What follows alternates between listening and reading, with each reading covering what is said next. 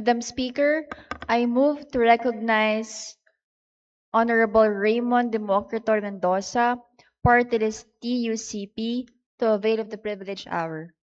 Is there any objection? The chair hears none. The motion is approved. The Honorable Raymond Democrito Mendoza is hereby recognized. Daghang salamat, Madam Speaker. Mayang gabi, or almost nighttime. Madam Speaker, I rise today on the matter of personal and collective privilege, which to condemn on strongest terms the injunction issued by a trial court against the 85 wage hike in Metro Manila. Madam Speaker, it is to give voice to the indignation of every Filipino worker and their family over the injunction ordered by the Pasig Regional Trial Court, Branch 152, to a judge named Judge Marie Joyce P. Manungsong, which indefinitely suspends the implementation of the 85 peso wage increase hike in Metro Manila. But this is not about whether tripartite wage setting systems established by us, Congress, since 1989, 37 years ago, and it can be undermined by a single court order. Because when a hard-earned wage hike can be stopped after the fact, when millions of workers are forced to foot the bill and bear the consequences of a dispute brought about by two construction companies, Redicon and Arto Builders, then, Madam Speaker, frustration turns into anger, and anger may turn into a social unrest. Galit na ang manggagawa, gutom pa ang manggagawa. Not only workers, but the whole nation, lahat, except perhaps Redicon, Arto Builders, and this certain Judge Manungsong, must regard this judgment for what it is. It is an unjust, may I repeat, unjust court order against a lawful wage increase or order. Judge Manungsong should have known better. It has been a long held that when a court has no jurisdiction, then it has no power but to dismiss the case outright. Any act performed without jurisdiction is indeed null and void, without force or effect, and incapable of binding the parties. We cannot buy the lame excuse that this is a mere question of law. And the court should, once and for all, answer. Their petition for declaratory relief is nothing more than a circumvention, because regardless of legal label, the objective here, Madam Speaker, remains unmistakable: to prevent by all means the implementation of a duly issued wage order.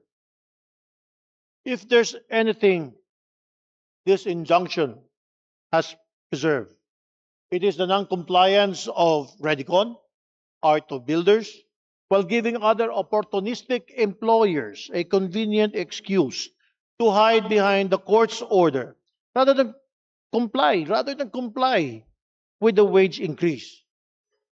And if there is anything it has prevented, it is the payment of workers of a few additional pesos delivered in tranches that do not even bring the Filipino worker close to the Constitution's guarantee of a living wage.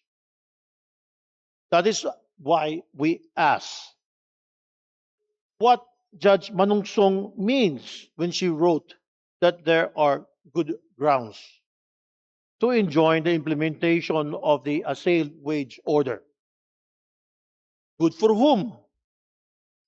The court acknowledges the burden that its unjust order will impose upon millions of workers, yet treats that burden as an unfortunate footnote to its desire to resolve what it calls as a novel issue. Perhaps Judge Manungsong has confused the courtroom with a stage and hopes to make history. But she should remember that judgment of history can be merciless indeed brutally so, to those who use power entrusted to them to betray the people, and the irony becomes unbearable when Judge Masungsong shamelessly claims that she is not indifferent to the plight of the workers of this country struggling through these difficult times of skyrocketing prices, yet nevertheless calls this an opportune time to weigh the constitutional rights of businesses to investment in expansion and growth. But nowhere does the Constitution say that workers subsidize corporate greed, corporate growth with unpaid wages. How dare Judge Manungsong audit the work of a regional wage board? Kailan pa naging regional wage board ang regional trial court? Gusto ba ni Judge na mag-apply sa National Wages and Productivity Commission? NWPC? Kung gusto niya, I will recommend her. Invalidate it. Congress institutionalized, done it so many times. Wage setting is a socio-economic exercise that courts are neither equipped or mandated to perform. Employers also have every opportunity to appeal the wage order to the NWPC.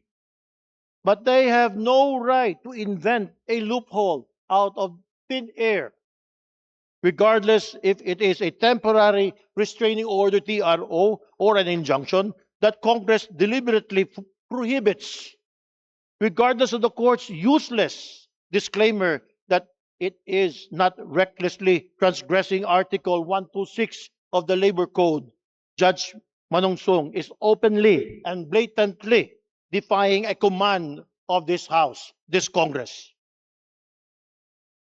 And let us be absolutely clear about the word historic, which appears not once, but twice in this infamous order.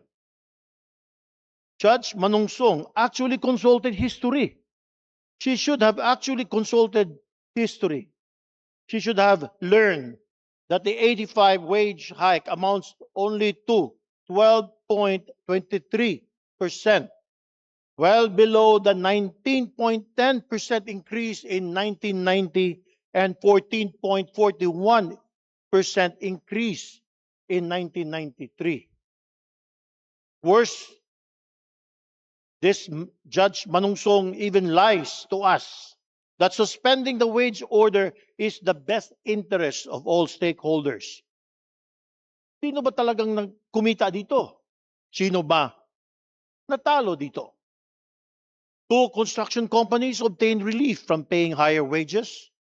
Millions of workers lose their pay raise and that wage board has already granted them. Tens of millions of their families, loved ones, bear the consequences.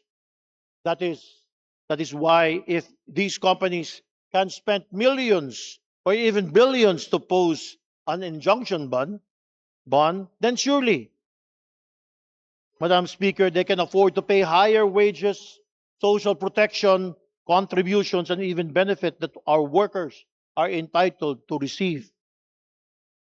As much as we respect the courts, and I'm a lawyer, we must.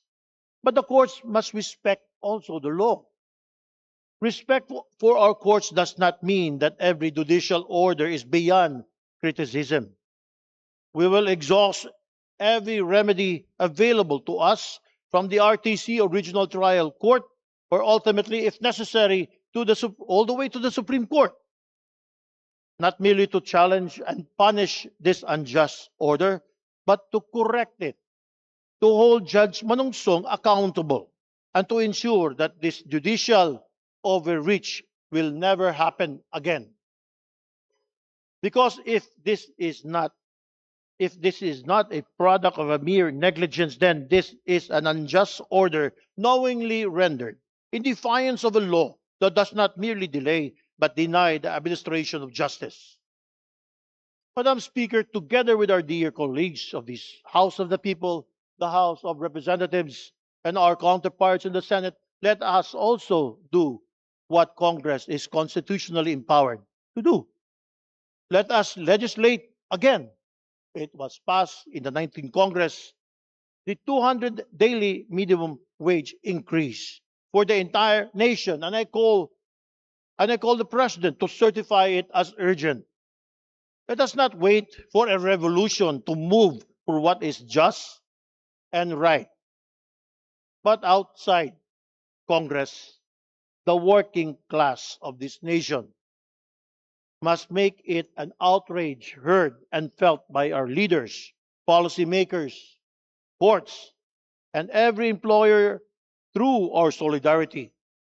Because the right of living wage will be won by workers who will never surrender. And if they think workers will be divided or intimidated, they are badly mistaken. Let us gather our strength in numbers. Let us unite our ranks. Let us march forward for higher wages and disrupt the status quo of indifference and injustice. And with unyielding determination to fight together until justice is done for every worker. Tuloy ang pakikibaka. Sahod itaas na, ngayon na. Mabuhay ang manggagawang Pilipino. Daghang salamat, Madam Speaker.